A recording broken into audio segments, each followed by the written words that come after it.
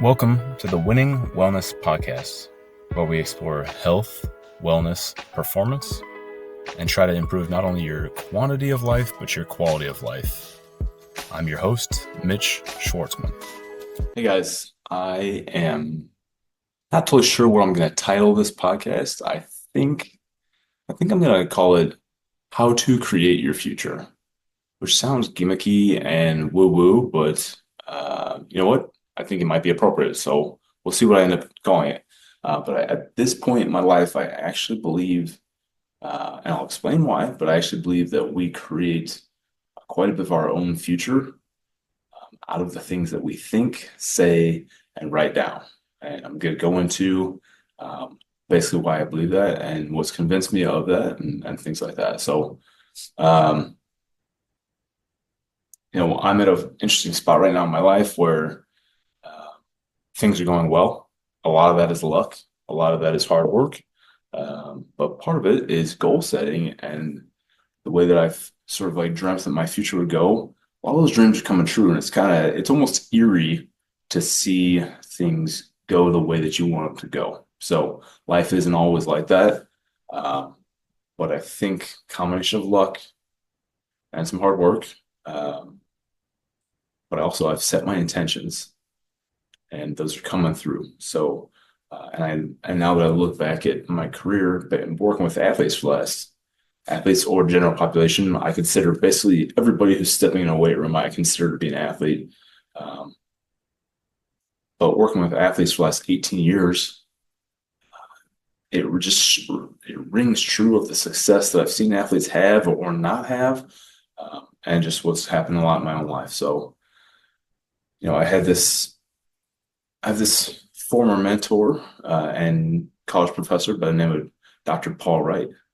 And he would tell this story about a guy making a dream board with a house on it. And he packs the dream board away and or vision board or dream board or whatever you might call it. And he packs it away for years and years. And then they've moved into a new house and his son is helping him unpack. And his son pulls out this dream board and he pulls it out and he says, Dad, why do you have a picture of our house on this board? And the father had totally forgotten years ago that this dream board was even a thing. But something weird had happened, and he'd actually purchased the house that he put on his dream board because the twists and turns of his life had taken. He ended up actually buying the house that he put on his vision board. And I love that story. I don't know how true it is. I wasn't there for it. But I was telling that story once a couple of years ago, and I stopped in the middle of it. And I thought, I kind of did the same thing a little bit. I I was a lifeguard at a pool in a pretty good neighborhood, or at least so I think it was a nice neighborhood. I was a lifeguard there as a 17 and 18-year-old, and I thought, man, if I could ever live in this neighborhood, that's like that would be like kind of making it, kind of. And I was in the middle of telling that story. I was in the middle of telling the story about the dream board and the vision board that I was told. And I stopped in the middle of that story and I realized I moved in like a half a mile away from that neighborhood. I'm like mile and a half away from that pool where I would sit at that pool and think about if I can move into this neighborhood, that would kind of be amazing. And I mean, I'm telling you, I've applied to jobs all over the world, all over the country, and when it hit me in the middle of telling that story to somebody, when it hit me that I had sort of done a little bit of the same thing, it was almost overwhelming. And so I sort of I consider that to be like one of the things that really motivates me to bring this topic up tonight. So I basically think that what we tell ourselves and the way that we wire our brain and the stories we tell ourselves are really, really important. And speaking of stories, I think that we can take the stories that we know and twist them to ourselves. So I'm doing that for my kids right now. My daughter, both my kids, they like these bedtime stories. They like bedtime stories about daddy when he was a little boy. But after like a year and a half of telling those bedtime stories, you run out of stories. Um, and so one night, my daughter, she wants a story. And I'm like, oh, well, what about this one? She's like, no, that one's boring, or I've heard that one too many times, or whatever. So I'm like kind of thinking, and I just turn to her and I say, hey, have you ever heard the story of Hermione Granger and the Sorcerer's Stone?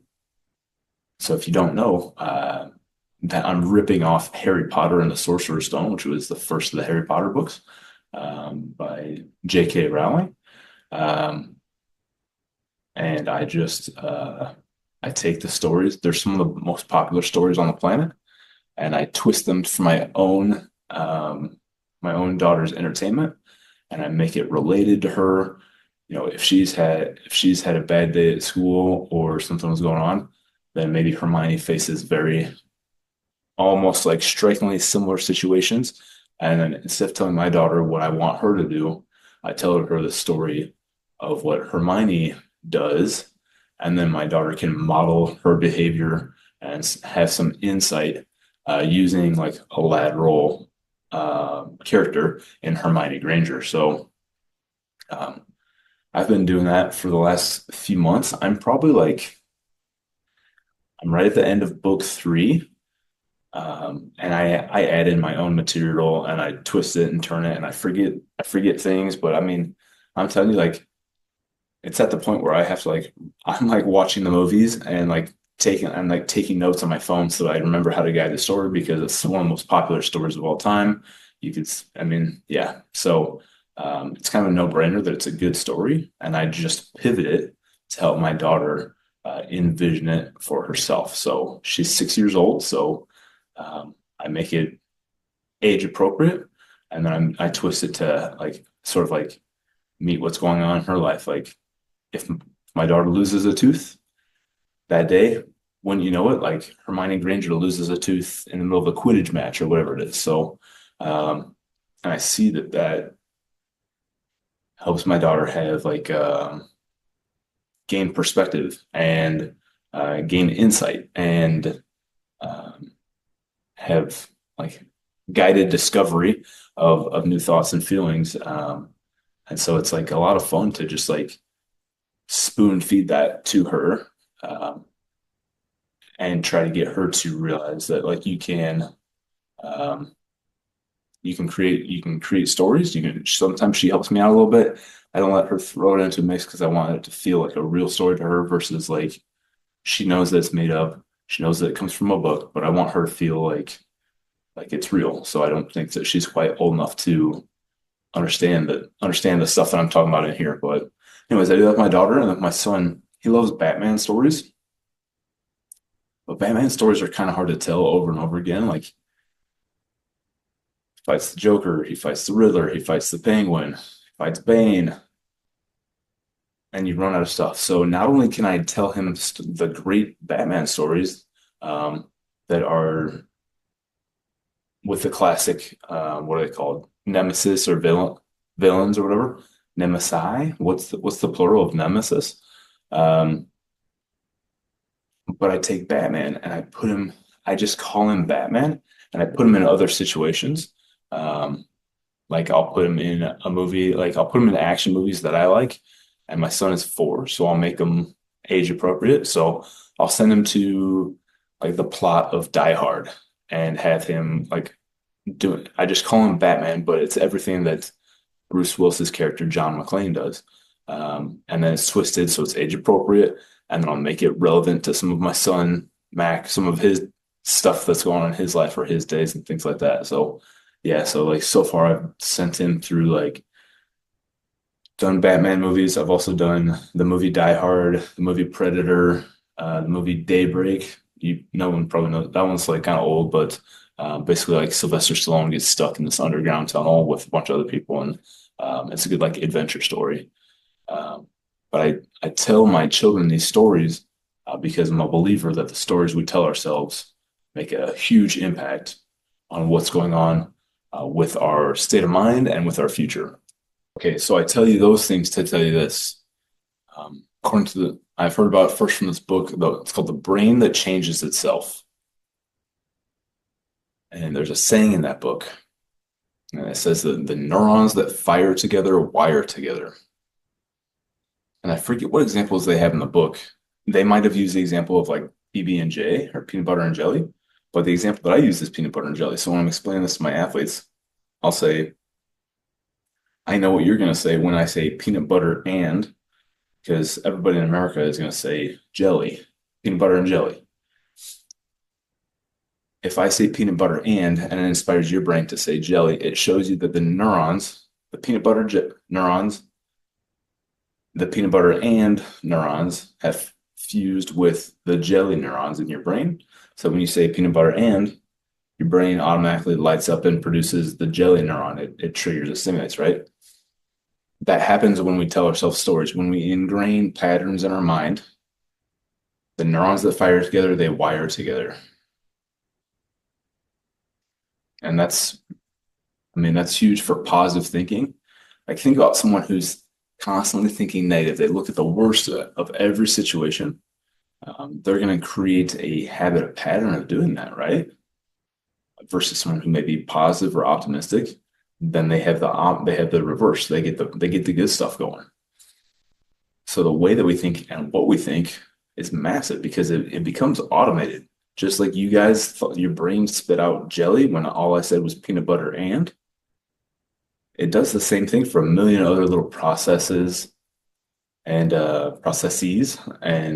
stimulants throughout your day, right? Some people sit in traffic and they freak out, and some people just take traffic as like an opportunity to catch up on podcasts or phone calls or whatever it is, right? So, what we tell ourselves, the stories that we believe, how we see ourselves in those stories, and how we relate to it makes a huge impact.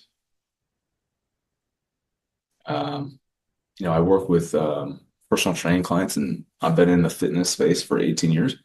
People who believe they're going to gain muscle and get stronger do. People who believe they're going to lose fat and get leaner and healthier do. People who don't believe those things don't.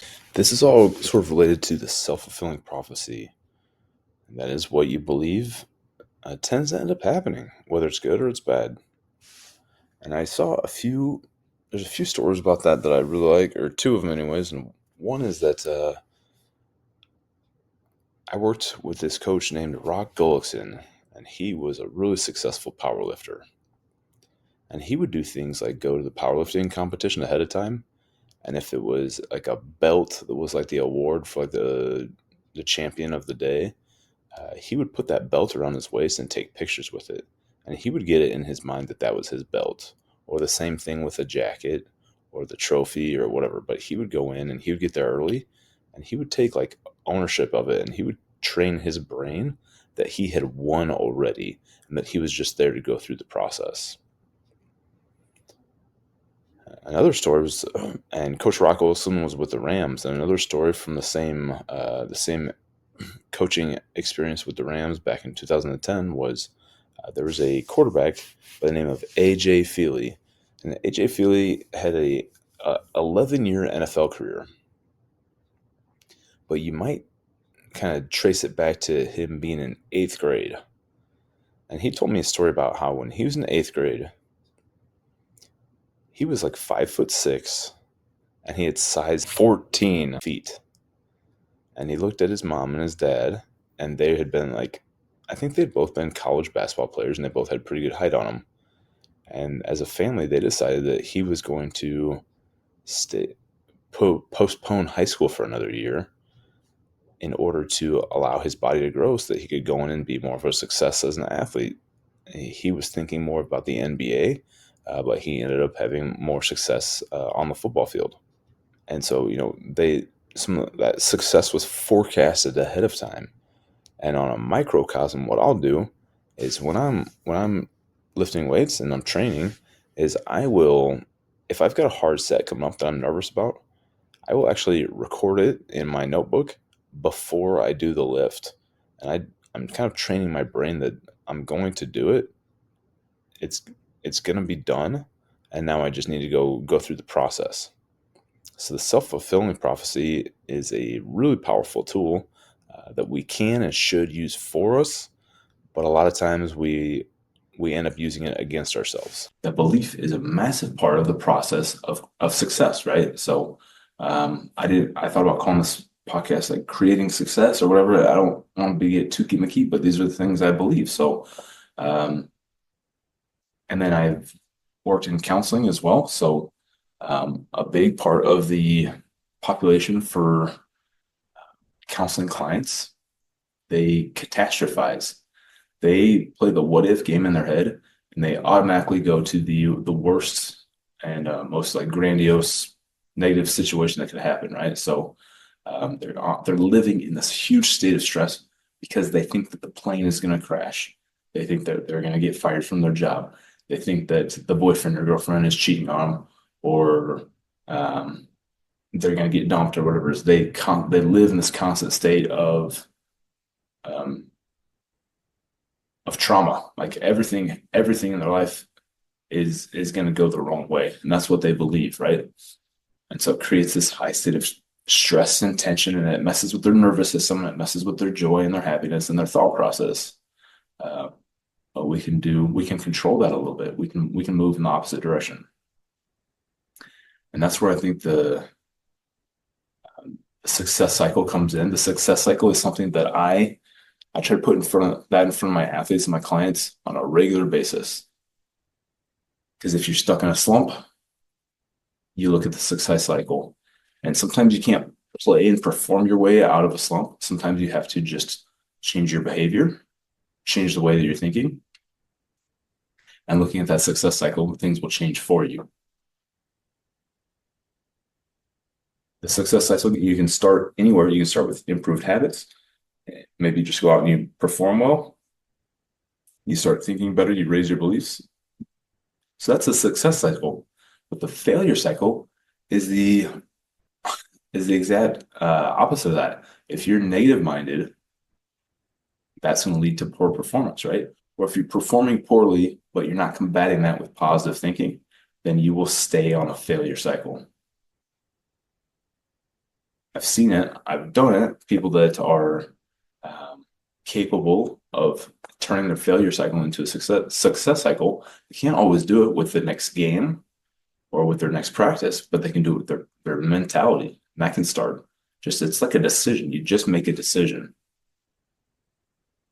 And one thing I missed when I was talking about the clients is Mark Twain had a quote. He said something along the lines of, "I've suffered a great many tragedies in my life, some of which have actually happened." And by that, he means that he's the kind of guy that would think about all these terrible things happening, and like his heart would race and he might sweat and he'd be stressed out about it.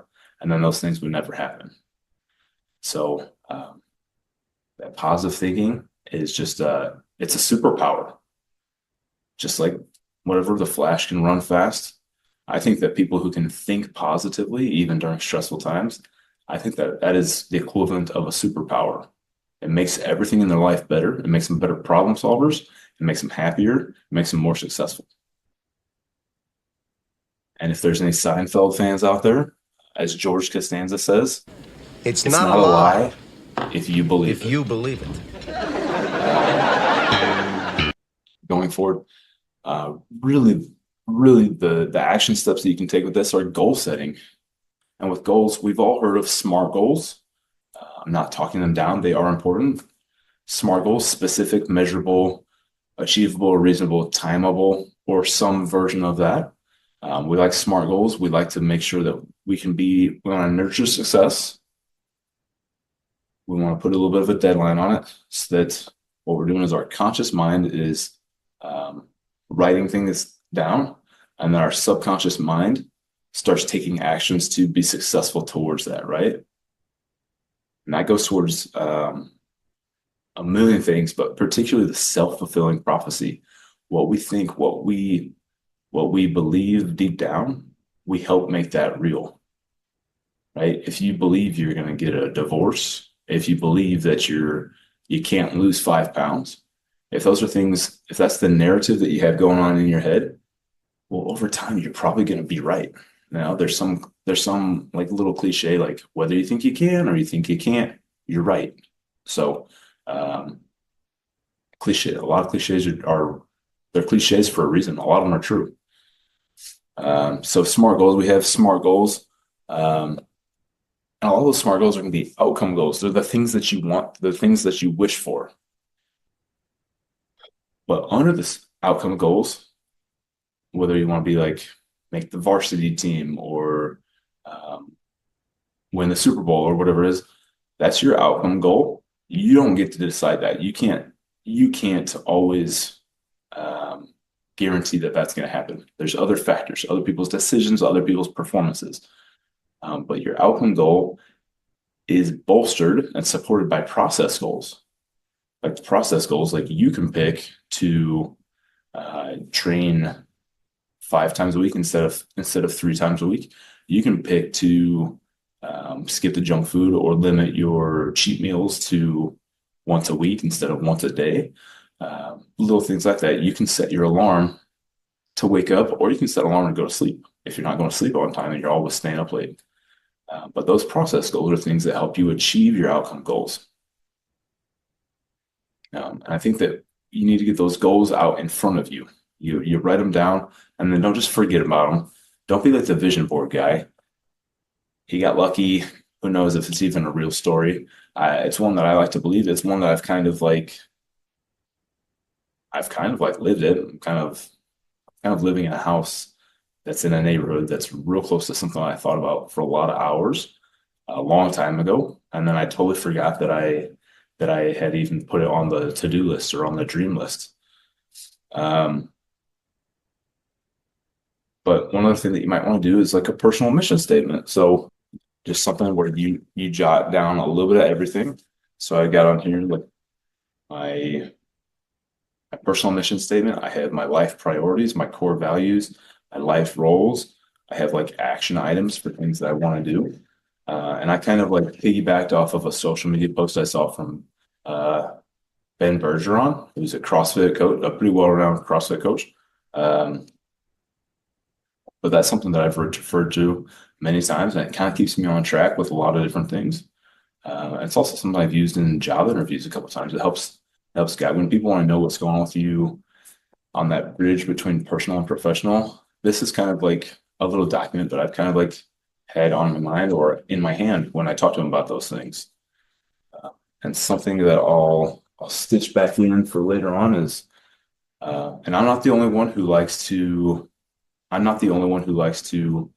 use Batman for stories. So I actually have got this book called Wisdom from the Batcave, which is like stories about like the values that come from Batman, like how we can relate to that and use those things to help steer and guide our life. So I'm not the only maniac using Batman to help steer the ship of character development. But if you guys get anything out of this, I really hope that you make a few steps like positive thinking. I hope that you're writing down goals. I hope that you're trimming and editing the kind of like storytelling that you're taking in. So there was a time when I would buy like a lot of DVDs. I valued the DVD collection that I kept.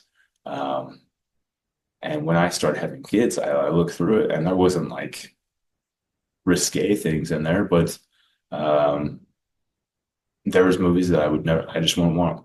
I want my kids to watch like Christian Bale. Christian Bale has this movie that's super entertaining, and it's a cult classic. It's called American Psycho.